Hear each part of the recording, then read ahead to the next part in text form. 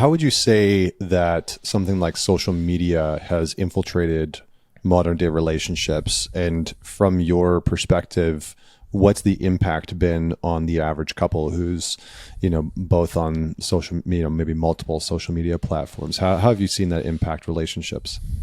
Well, social media has done a lot of things. And I think the biggest challenge is this hyper comparison. So whether it's people comparing themselves to other people's lifestyles and feeling shame or unworthiness, comparing oneself to another person's body, to another person's partner, it really presents often a illusion of what's really going on. So I'll tell you this experience in my relationship. My partner will look at Instagram and she'll see someone writing about, how much money this couple makes together or how great their tantric sex is together. And there's something in there that sparks her yearning and desire and something that's important to her. And she brings that to me, often tries to request positively, but sometimes it's in a more anxious, needy way. And we work through that. We use the dialogue always to try to, get to the bottom of things. But the point is that I can see something or she can see something on the internet, creates kind of an anxiety in us that maybe we're not enough or we need to do more in some way. And then it can start creating conflict and misunderstandings between us when we take that stuff personally. And all the while, the post, the content itself is not a true picture of actually what relationships are about. Beyond this, I see every single day that I open any social media platform, a million bad ideas and just takes that are completely wrong. For example, your relationship should be easy. And if you've been in a relationship for more than 6 months, that it's not easy. And it's not supposed to be easy. I agree with you on this one. I've seen a lot of content out there that's like, he should just know what you want and be able to meet your needs. And she should, if she doesn't figure out what you want, then, leave them. And I'm like, who are these people espousing this bullshit? Like, it's just nonsense. I think it's so detrimental to the average person because there is something inherent. Like, look, I'm not saying that your relationship should be the most difficult thing in your life. I'm not saying that it should be the most challenging aspect of your existence, but your relationship, like anything else that is worthwhile, having the type of body that you want, having the type of bank account that you want, having the type of vocation and career that you want or business that you want, that is going to require a significant amount of effort. And this notion that relationships should be effortless really seems to have infiltrated the collective conscious in some way. And I see all these, small messages and large messages that advocate for some type of non-responsibility, that you're not responsible for advocating for your needs or your wants or your desires or, just like how you want your relationship to look. So yes, I'm on the same page. Tell me more. What else? What are some of the other messages that you see that are harmful? I think just one thing on this point of easiness. I want my relationship to be easy. Everyone wants their relationship to be easy. And that is an entirely different conversation because you can say, okay, this is my want and this is my desire. So how can we make that come alive? How could I co-create that with my partner to the best of our ability to maybe reduce our suffering, increase our understanding, increase the felt sense of intimacy and connection?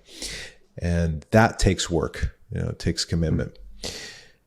Social media, I think one of the most triggering things for partners about social media, and traditionally I hear this from women a lot, and I've seen a lot of writing from women on it, is their male partners following booty models or porn stars or the stereotypical girl who's in a bikini on her Instagram every day with the scantily clad photos, and that's very triggering for partners because they're feeling like, well, why are you following this girl? Why are you liking all of her photos?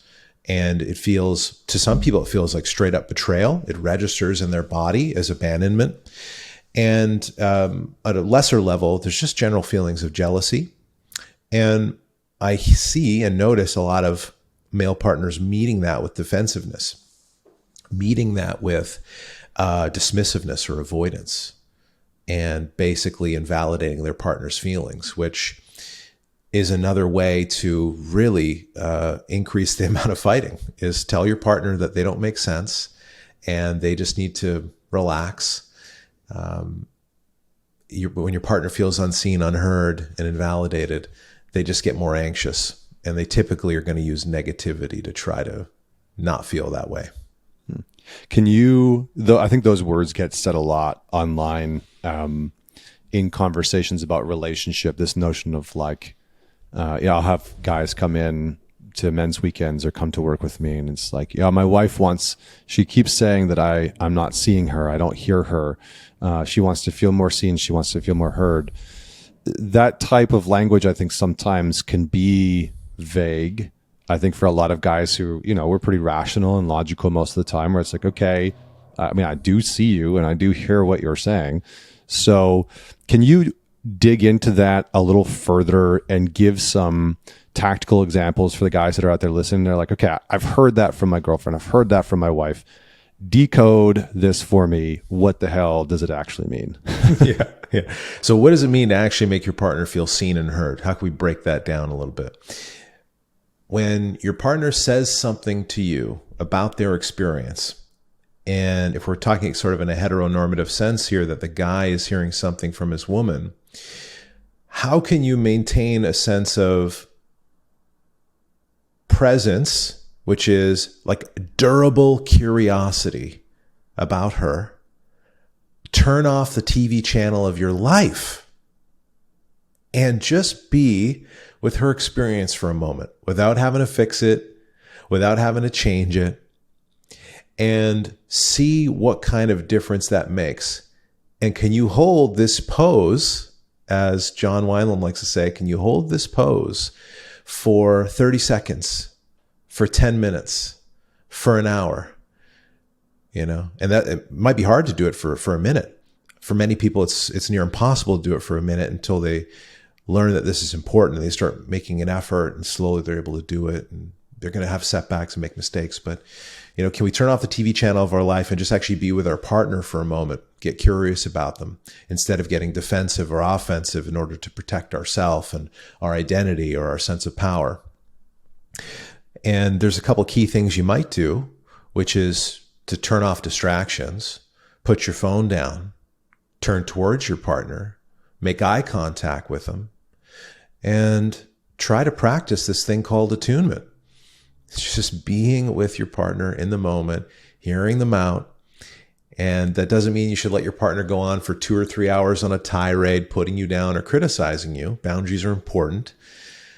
But when the time is right and you're both available, to just be able to do that, to try to practice this more often.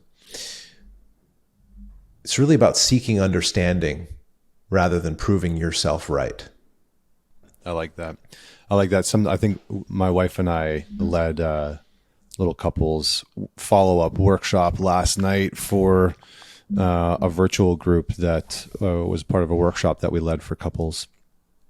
And part of what I said was, sometimes we need to put the context aside and put the experience forward. So it's like sometimes we get lost in, I find myself doing this too. I'll get lost in the details of what my wife is saying sometimes. And I'm like, okay, this is going on in the relationship, or she's talking about something that's happening in her business. And I'm trying to track all the details and, figure out how she might be feeling because of that. And then what I've found is when I can put the context aside, when I can actually just put the details aside a little bit, and go more for her direct felt experience. Like, what's actually going on inside of you? As you're talking about this, what's it like? What are you experiencing? And I'll ask certain questions that I've found to be super helpful. Like, what do you want me to understand about that? Like, that's a godsend of a question I found. It's just, what do you want me to understand about that? Well, I want you to understand that when, my mom said this or this happened in my business, that it made me feel X, Y, and Z. And I'm like, oh, okay, got it. I understand that now. And so I think that sometimes to come back to social media, there's some very beneficial stuff that's out there. I love your content, by the way. I think you've done a very good job at curating some messages and teachings that are very practical and tactical and understandable. I do think that there's a lot of content that's out there that's like nonsense, where it's just lost in the minutia. And sometimes these things in relationships are more simple than we are making them to be.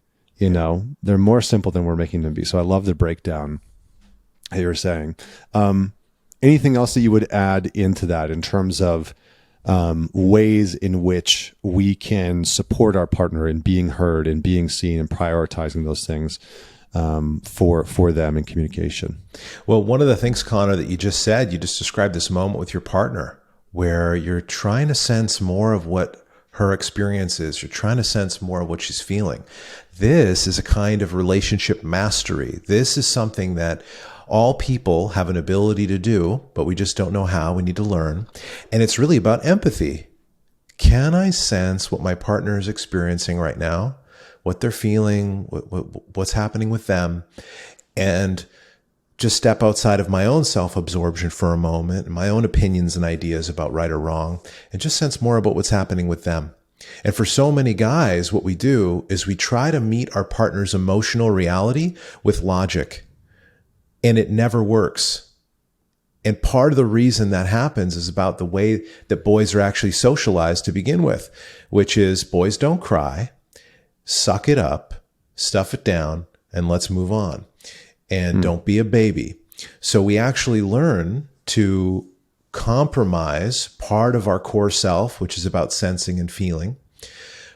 Part of that is actually repressed. It's not nurtured or developed in certain ways through society and in family systems. And we learn to become more thinkers and actors.